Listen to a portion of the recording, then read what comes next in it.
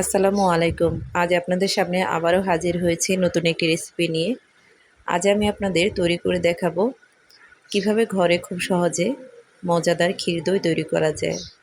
আর এই ক্ষীর দই তৈরি করার জন্য আমি প্রথমে নিয়ে নিচ্ছি ১ লিটার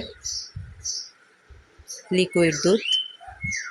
আর এই দুধটাকে কিছুক্ষণ জাল করার পর এর উপর যে সরটা পড়েছে সেই সরটা আমি তুলে নেব। প্রথম পর্যায়ে যে সরটা দুধের উপর পড়ে সেটা একটু পাতলা হয়। পরবর্তী পর্যায়ে যে সরগুলো পড়ে সেগুলো আস্তে আস্তে ঘন হয়ে আসে। তো আমি এভাবে ২-৩ বার করে দুধ থেকে সরটা আলাদা করে নিব।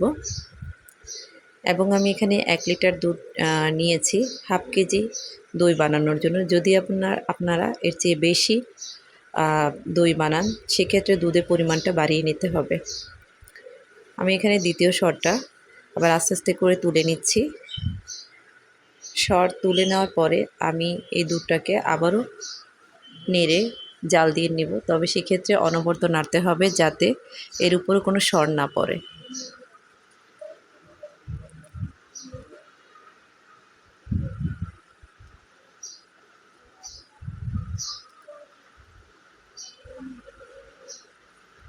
সরটা এভাবে পুরোটাই তুলে নেব।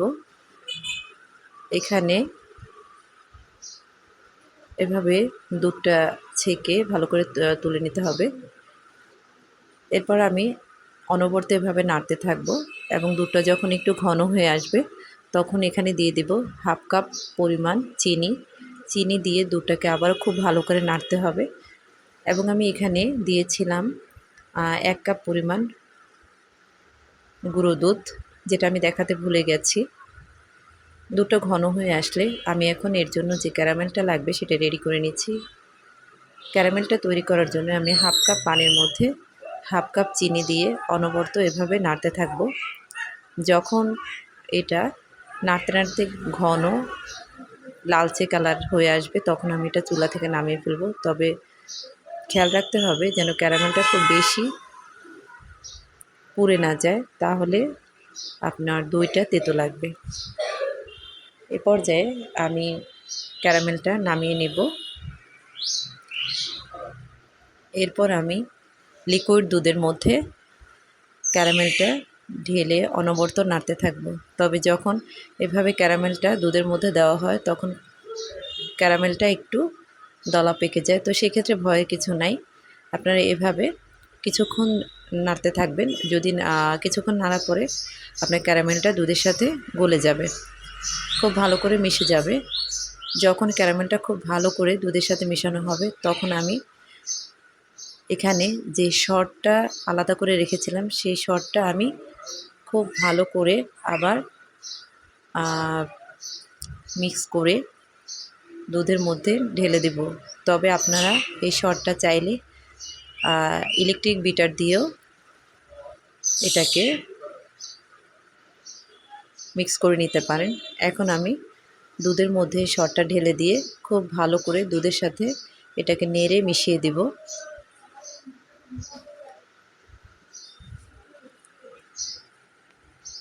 এভাবে অনবরত শুধু দুধটা নাড়তে হবে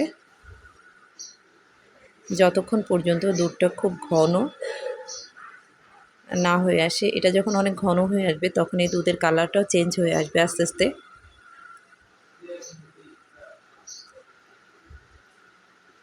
এবং কিছুক্ষণ পর পর এর চারপাশে যে সরটা জমবে সেটা আপনারা একটা স্প্যাচুলা দিয়ে এভাবে নামিয়ে নেবেন। চারপাশের যে সরটা পড়ে সেটা যদি আপনারা এই দইয়ের মধ্যে নামিয়ে দেন তবে সেটার স্বাদটা আরও বেশি বেড়ে যায়। তো দেখুন অনেকটা ঘন হয়ে আসছে।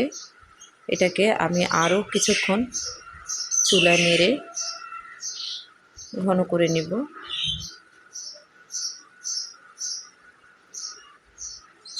ঘন হয়ে আসলে এটাকে 10 থেকে 15 মিনিটের জন্য ঠান্ডা করে নেব। তবে এমনভাবে ঠান্ডা করতে হবে যাতে আপনার আঙ্গুলটা এই ঠান্ডাটা সহ্য করতে পারে। এ পর্যায়ে আমি এখানে হাফ কাপ পরিমাণ টক দই দিয়ে এভাবে নেড়ে নেব। তবে দুধটা গরম থাকা অবস্থায় টক দইটা দেওয়া যাবে না, সেক্ষেত্রে আপনার দইটা ফেটে যাবে। খুব ভালো করে এভাবে দুধের সাথে দইটা মিশিয়ে নিতে হবে।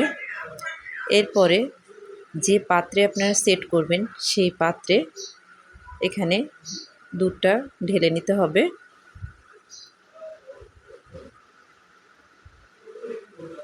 এখন যেহেতু খুব বেশি গরম পড়ছে তাই এটা আপনারা চুলার উপরে গরম করার মানে যে পাত্রে সেট করবেন সেটা চুলার উপর রাখার কোনো প্রয়োজন নেই, কারণ এখন প্রচণ্ড গরম পড়ছে। এখানে আমি যেটা করেছিলাম সেটা হচ্ছে একটা বড় টাওয়ালে নিয়েছিলাম। সেই টাওয়ালটার মধ্যে আপনার দইয়ের বাটিটাকে এমনভাবে পেঁচিয়ে রেখেছিলাম যাতে এর মধ্যে কোনো বাতাস আপ ডাউন করতে না পারে। তো এবার দেখুন, এভাবে আপনারা খুব ভালো করে টাওয়াল পেঁচিয়ে নেবেন।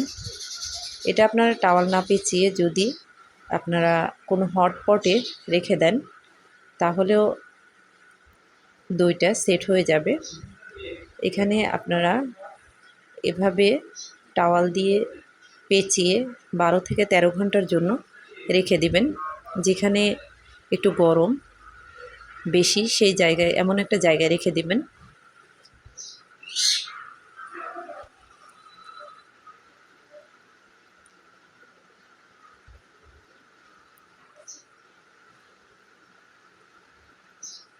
বারো ঘন্টা পরে যদি আপনারা বের করে দেখেন যে দইটা খুব ভালোভাবে এখনও সেট হয়নি, তো সেক্ষেত্রে আপনারা ঘন্টাখানিক আবার ডিপ ফ্রিজে রেখে দিবেন।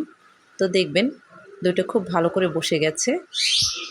সেক্ষেত্রে টেনশনের কিছু নেই। তবে এক্ষেত্রে আপনার স্বাদের কোনো তফাৎ হবে না। আর এভাবে আপনারা একবার হলেও বাসায় ট্রাই করে দেখবেন। আপনারা তখন পার্থক্য বুঝতে পারবেন যে দোকানের দই আর বাসায় তৈরি দইটার মধ্যে কতটা পার্থক্য। 12 ঘন্টা পরে আমি দইটা নিয়েছি। দেখুন দইটা অনেকটা সেট হয়ে গেছে সুন্দরভাবে। এখন আমি আপনাদেরকে কেটে দেখিয়ে দিচ্ছি। দেখুন কত সুন্দর হয়েছে এবং এটা খেতে অসম্ভব মজা হয়েছিল। ভিডিওটি যদি আপনাদের ভালো লেগে থাকে তাহলে লাইক, কমেন্ট, শেয়ার করবেন। আর আমার চ্যানেলে যদি আপনারা নতুন হয়ে থাকেন তো প্লিজ সাবস্ক্রাইব করবেন। ভালো থাকবেন সবাই। আল্লাহ হাফেজ।